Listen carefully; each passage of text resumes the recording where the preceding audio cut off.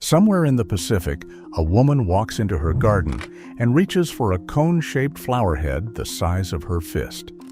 She squeezes, and a thick, clear, fragrant gel slides out between her fingers. Then she works it into her hair. No bottle, no label, no factory, and no ingredients list. Her grandmother did this, and her great-grandmother did the same thing before her. Because the gel lathers, it cleans, it conditions, and it grows back every season without replanting. And by the end of this video, you will know how to cultivate this plant on your patio to produce a completely natural, occasional conditioning treatment. Hi, I am Harry, and this is Garden Explained with Harry. Walk into any drugstore tonight. Stand in the shampoo aisle. Count the bottles. 50, 80, sometimes over 100. Every single one contains a synthetic detergent that did not exist before 1932. Every single one was manufactured in a chemical plant, sealed in plastic, shipped across continents, and marked up 400% before it reached that shelf. The global hair care industry generates $95 billion a year. Shampoo alone accounts for more than $30 billion, and every dollar of that revenue depends on one assumption: that you cannot clean your hair without a factory. But there is a plant that has been proving that assumption wrong for centuries. The cone looks like nothing you have seen in a Western garden. Imagine a pine cone crossed with a tropical flower. It emerges near the base of a tall, leafy stem close to the soil. It starts green, tight, compact. Over several weeks, it swells and turns deep red. When you wrap your hand around it and squeeze, a translucent gel oozes between your fingers. It is slippery. It smells like fresh ginger crossed with something floral. It foams slightly when you rub it between wet palms. This is not a laboratory extract. This is not a processed ingredient. This is a raw, unrefined substance flowing directly from a living flower head, and it works as shampoo. This is shampoo ginger, Zingiber zerumbet. And 500 million people across the Pacific and Southeast Asia have known about it for longer than the shampoo industry has existed. In Hawaii, they call it awapuhai kuahiwi. The word means wild ginger of the mountain. Before European ships arrived in the islands, Hawaiian women used the gel from this cone as their primary hair cleanser. This was not folk remedy. This was not alternative medicine. This was standard daily hygiene practiced across the entire island chain. The plant grew wild in the mountain valleys of Maui, Kauai, Oahu, and the Big Island. It cost nothing. It required no preparation beyond walking into the forest and squeezing a cone. Hawaiian families passed the knowledge from mother to daughter for generations that stretch back further than written records can trace. In the Philippines, traditional healers used the rhizome and the cone gel to treat scalp conditions. Itching, flaking, fungal infections. The plant grew in village gardens alongside ginger and turmeric. It was not exotic. It was ordinary. Every family knew what it did. In Malaysia and Indonesia, the gel appeared in traditional hair treatments that women prepared at home. No brand name, no marketing, no plastic packaging. Just a cone from the garden, squeezed into wet hair, rinsed with rainwater. In India, where the plant originally comes from, Ayurvedic practitioners documented wild ginger preparations for scalp health in texts that Western researchers never bothered to translate. The knowledge filled pages in languages that European scholars considered irrelevant. Centuries of documentation locked behind a wall of colonial indifference. Here is the first clue that something went wrong. You know aloe vera. You know coconut oil. You know tea tree and argan and jojoba. These botanical ingredients sit in expensive bottles on every salon shelf in the Western world. But shampoo ginger, used by more people across more centuries than all of those ingredients combined, does not appear in Western consciousness. Most Americans have never heard the name. Most Europeans could not identify the plant if it were growing in front of them. The problem is the same one that buries every useful plant that cannot be controlled. Names. Hawaiians call it awapuhi. Filipinos use a different word. Malaysians another. Indians another. Botanists call it Zingiber zerumbet.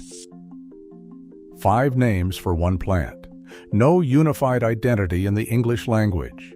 When a plant has no consistent name in the dominant market language, it has no shelf presence, no search volume, no marketing budget, no consumer awareness. The fragmentation was not deliberate, but the result was erasure. Now compare this to aloe vera. One plant, one name, global recognition. Every drugstore carries it. Every consumer knows it. Aloe vera received the gift of linguistic unity. Shampoo ginger never did. It remained foreign in every separate encounter. Never familiar, never integrated, never marketed. But the erasure goes deeper than names. In 1932, chemists synthesized sodium lauryl sulfate, SLS. It foams aggressively. It strips oil from any surface it touches. It is extraordinarily cheap to manufacture at industrial scale. Within 2 decades, SLS and its chemical cousin, sodium lauryl sulfate, became the backbone of every commercial shampoo formula on the planet. The entire hair care industry standardized around this one class of synthetic detergents. Factories scaled. Supply chains locked in. Marketing budgets exploded. By the 1960s, an American woman who washed her hair with anything other than a bottled product was considered eccentric. Before SLS existed, humans cleaned their hair with plants. Soapberries in South Asia, saponaria in Europe, yucca root among Native American communities, and shampoo ginger across the Pacific and Southeast Asia. These plants contain natural compounds called saponins. Saponins are molecules that behave exactly like soap. They bind to oil on one end and water on the other. When agitated with water, they create a gentle lather that lifts dirt and sebum without stripping the scalp bare. For thousands of years, this was how the human species washed its hair. Then a chemical company figured out how to make something cheaper and foam louder, and every plant-based alternative vanished from Western shelves within a single generation. The economics explain the disappearance. Consider the hair care industry from the perspective of a corporation. You need a product that consumers must repurchase every few weeks. You need ingredients that require industrial processing. You need a formula complex enough to justify patent protection. You need a supply chain with enough steps that no consumer could replicate the product at home. Now consider shampoo ginger. The plant is a perennial. Buy one rhizome. Plant it once. It comes back every year. It multiplies underground. Within 3 seasons, a single $5 rhizome produces dozens of cones. Each cone yields enough gel for several hair washes. The supply increases annually. The cost after the first purchase is zero. You cannot patent squeezing a flower. You cannot create a supply chain moat around a crop that grows in a garden pot. You cannot generate quarterly revenue from a product the customer produces for free in their own backyard. While raw ginger gel cannot replicate the heavy degreasing power of industrial surfactants on highly oily hair, it serves as a remarkably gentle, traditional alternative. No corporation benefits from that independence. No shareholder value increases. No marketing department has a reason to mention it. This is not conspiracy. This is economics. Companies promote products that generate revenue. They do not promote products that eliminate the need for revenue. The system did not target Shampoo Ginger. The system simply has no mechanism to promote what it cannot sell. But one company found a way to profit from the plant without ever telling consumers they could grow it themselves. Paul Mitchell is one of the most recognized hair care brands in the world. Walk into any high-end salon and you will see their bottles lined up on the shelf. One of their premium product lines is called Awapuhiai Wild Ginger. The name comes directly from the Hawaiian word for shampoo ginger. The marketing references the tropical plant. The packaging evokes island botanicals. The bottles retail for $20 to $40 each. The ingredient list includes a processed extract derived from the plant. But nowhere on the bottle, nowhere in the advertising, nowhere on the company website does it mention that the actual plant grows freely in tropical and subtropical climates, that you can buy a rhizome for $5, that you can squeeze the cone with your bare hands and get the same gel that the product line is named after. The brand took the name. It took the story. It took the cultural heritage of Hawaiian women who used this plant for centuries. And it sold it back at a 400% markup inside a plastic bottle. The plant itself remained invisible to the consumer. Now here is what modern research has confirmed about the gel that flows from that cone. The mucilage contains natural saponins. These plant-produced surfactants create lather and lift oil through the same fundamental mechanism as commercial shampoo. The difference is that saponins clean gently. They remove excess sebum without stripping the scalp of its natural protective oils. Dermatological research has increasingly documented that synthetic surfactants like sodium lauryl sulfate disrupt the natural microbial balance of the scalp. This disruption triggers overproduction of oil. It causes flaking. It causes irritation. The scalp responds to being stripped by producing even more sebum. The consumer responds to the oiliness by washing more frequently with more product. The cycle feeds itself.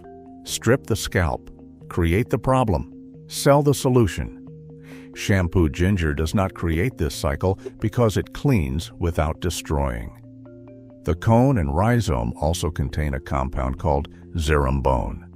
Researchers across Southeast Asia and Japan have studied this molecule for decades. It fights the exact classes of fungi that cause dandruff and seborrheic dermatitis. Commercial anti-dandruff shampoos use synthetic pharmaceutical compounds like zinc pyrithione to achieve the same result. Those compounds require laboratories and manufacturing facilities and quality control chains and regulatory approval processes. Zerumbone grows in a pot on a porch.